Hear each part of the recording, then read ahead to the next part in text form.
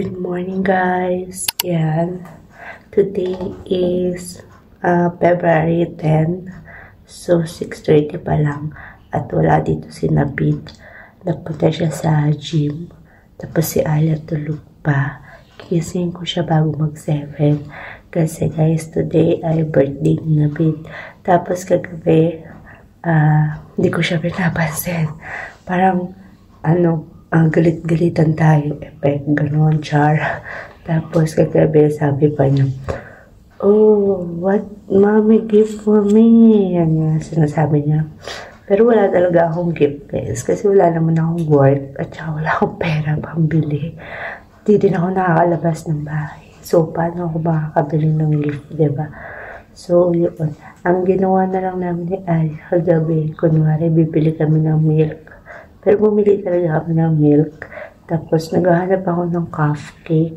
Tanong ako sa bakery kasi ng cake.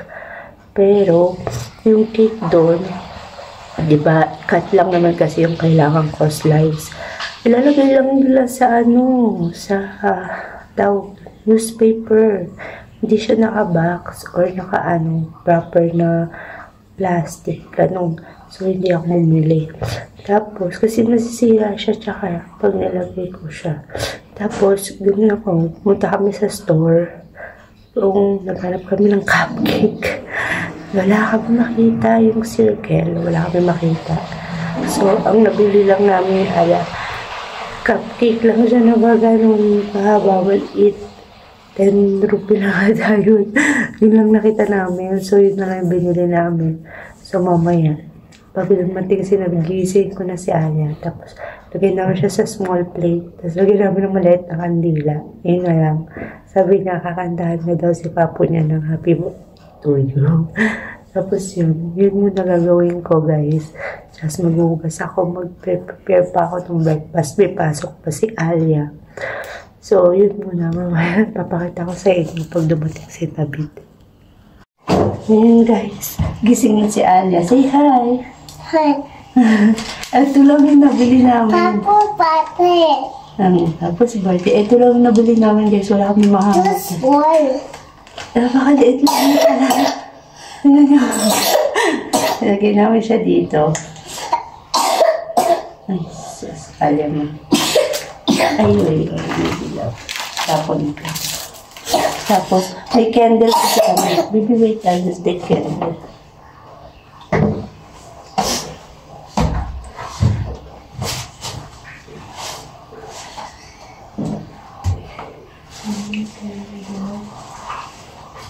Hey, happy to you.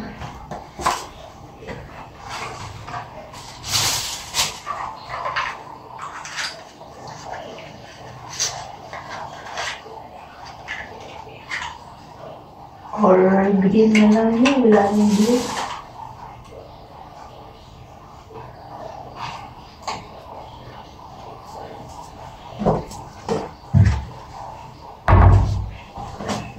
So, ito lang yung meron kami candle.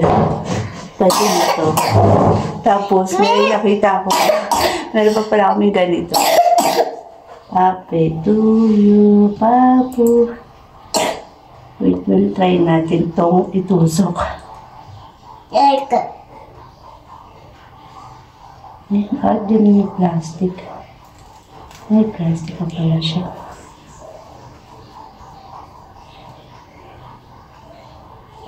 Ay, tumayo. Tumayo siya. Teka. Paano natin ito sinsindihan yun?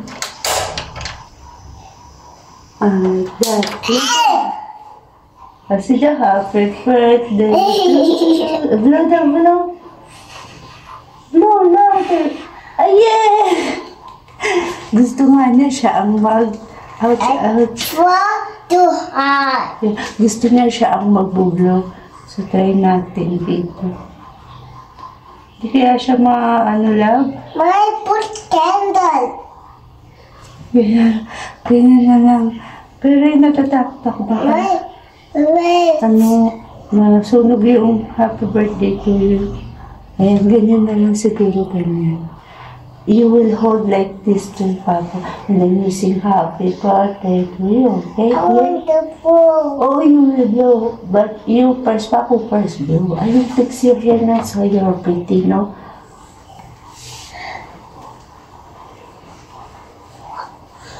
While waiting, Papa, Mommy will make roti, okay?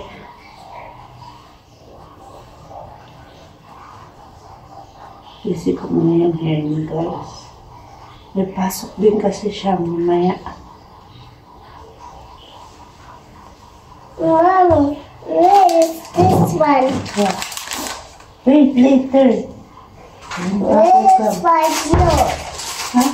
Where is my juice? Your juice, you already drink na, right? So, yun guys, mag-ano muna ako, magagawa muna ako ng dough para mamaya prepare na. Kuya. Kuya. Kaya ko. Sing na, sing. Happy birthday to you. Papu. Happy birthday, Papu. Later. Slowly. When Papu come back. Okay. Say happy birthday to you. Wait lang. It's coming.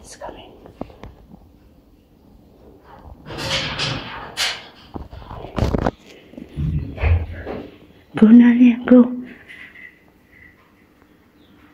Go, Nalia. Go na, go. Happy to you, Papu. Happy birthday.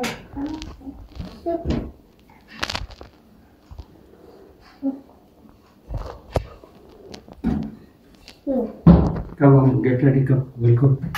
School, will not go to the school? Come, okay. You blow. Behalf of me, you blow. You blow, Alia. Guys, si Alia, kakainin niya na lang yung cake. Epic failed. Eat. Cut it na, Mama. Use your this thing. Yeah, but not like that. Yes.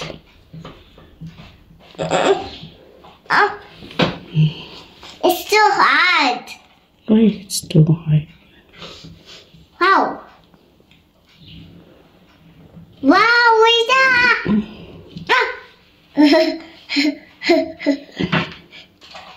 Yum.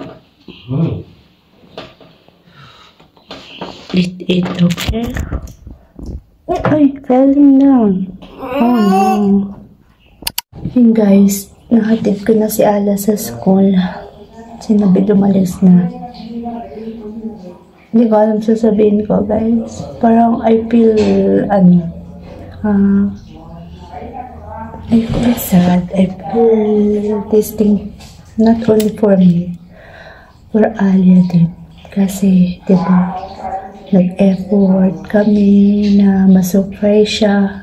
Tapos, ayun, hindi pala. Epic. So, hindi ko i-delete yung video na yun. Nasasama ko dito para makita nyo kung paano naging epic failed yung surprise namin sa aking asawa. So, hindi ko alam kung anong mapipil ko. No? Tapos, after nun, guys, hindi na kami pinansin ni Alia.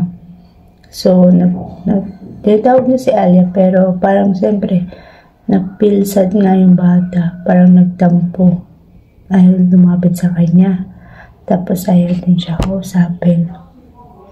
Tapos, after nun, naligo siya. Tapos, nagplansya siya ng sarili niyang damit. Hindi siya nagpa-plansya sa akin. Tapos, hindi niya ako pinapansin at all. Wala kaming kibuan. Tapos, hindi din siya kumain ng breakfast dito. Ewan ko kung saan siya kakain ng breakfast, baka sa labas. Sumalis na siya. Hindi ko alam. Nasikaso ko na lang si Alia. Nag-focus na lang ako kay Alia. Instead na, ano ba tawag dito?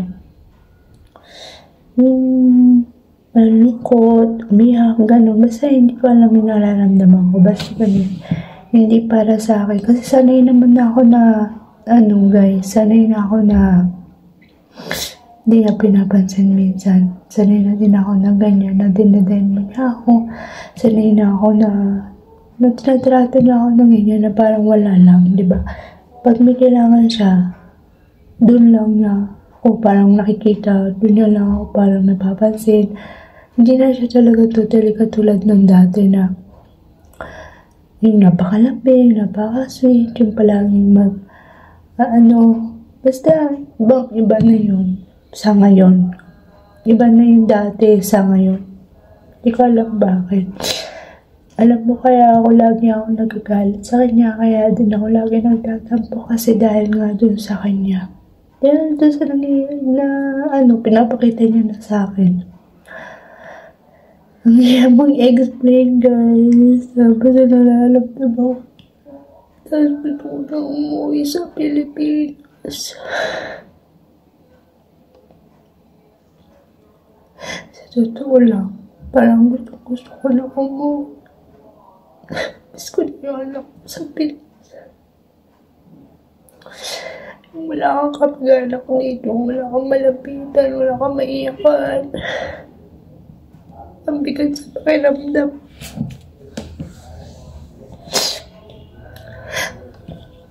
Nagtitiis na lang ako dito. Nagtsatsaga para kay Alia. Hindi ko kayang iwanan yung anak ko dito mag-isa. Gusto ko kung maalis ako dito sa bansang to. Kung iiwan ko man yung kasama ko yung anak ko. Tapos ang lagay, ang hirap ng sitwasyon ko kasi wala akong trabaho. Wala akong pera, sariling pera. Hindi ko alam kung saan ako kukuha ng pamasahe na pauwi. Hindi ko alam kung saan ako pakuha ng visa ni Alia kasi Indian citizen siya. Yung pa yung problema. Hindi ko alam kung paano siya mag-uwi kasi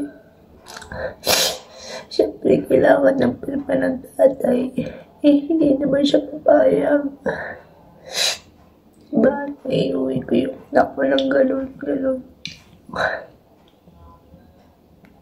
Hirap mag-share, guys. Minsan, dadasal na lang ako na isang araw. Hindi ko ulit yung lahat. Hirap pala ng gano'n.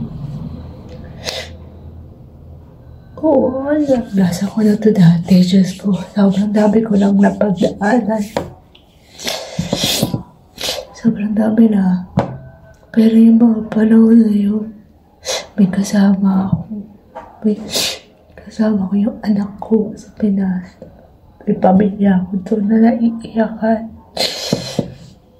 May pamilya ako na pagsasabihan ng sama ng loob. Pero dito, wala talaga, guys. Ayoko mag-message sa kanila kasi syempre malayo ako. Malayo sila sa akin. Mahirap na paano sila, diba? Natawag dito. Mag-alala. Okay naman ako. Kaso syempre yung puso ko hindi. Yung isip ko hindi.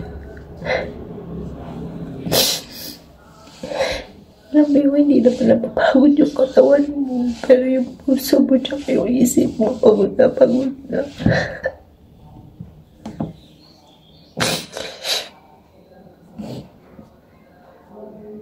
Ang hirap ka. Wala kang kapitan. Wala kang masabihin ng sama ng loob mo. Ako maiyakan. Itatago mo nila sa sarili mo.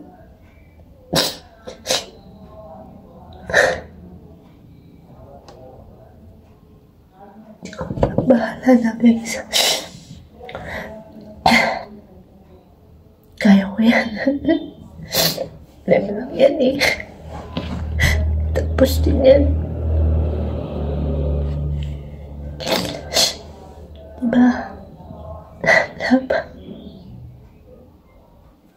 Napanalangin ko na lang talaga guys na makauwi kami ni Alia sa Pilipinas na maayos. Kahit wala kami pera, kahit wala akong makuha sa mga properties na punta namin mag-asawa dito sa India. Okay lang. Basta mahalaga, makauwi ko si Alia. Makauwi kami dalawa sa Pilipinas. Alam mo yung mahal-mahal mo siya. Pero parang pagod ka na. Pagod ka na yung paglaban yung pagmamahal mo. Nakakapagod, babae din tayo. Napapagod din tayo.